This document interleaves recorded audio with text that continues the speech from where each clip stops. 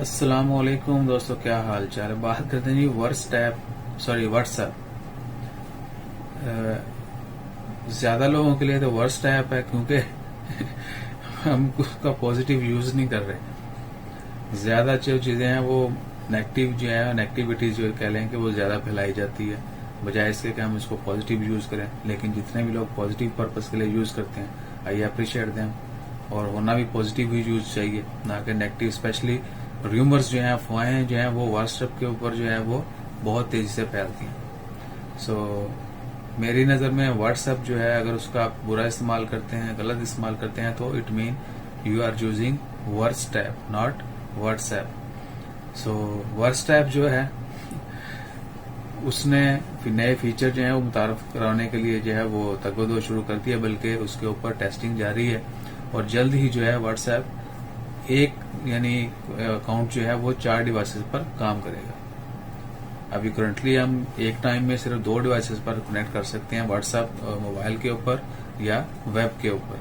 लेकिन फ्यूचर में और होपफुली जल्दी जो है ये फीचर मुतारफ करवा दिया जाएगा कि एक अकाउंट जो है वो 4 डिवाइसेस पर लॉग इन कर सके। कंप्यूटर के ऊपर भी विंडोज बेस भी होगा, उसके अलावा मोबाइल के ऊपर, आईपैड के ऊपर या दीगर किसी भी ऑपरेटिंग सिस्टम के ऊपर जो व्हाट्सएप चल सकेगा।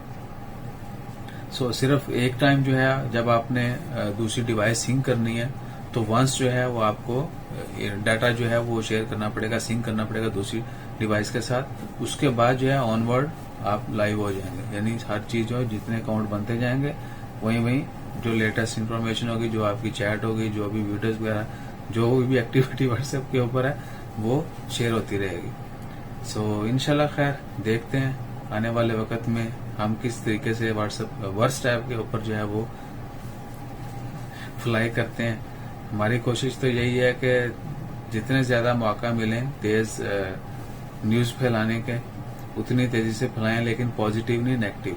और ऑनेस्टली स्पीकिंग मुझे कुछ बहुत कह लें कि अरसा नहीं हुआ ये न्यूज शेयर करते हुए यूट्यूब के ऊपर या दीगर प्लेटफॉर्म के ऊपर, लेकिन पूरी लाइफ का एक्सपीरियंस है। मेरी फील्ड भी आईटी है।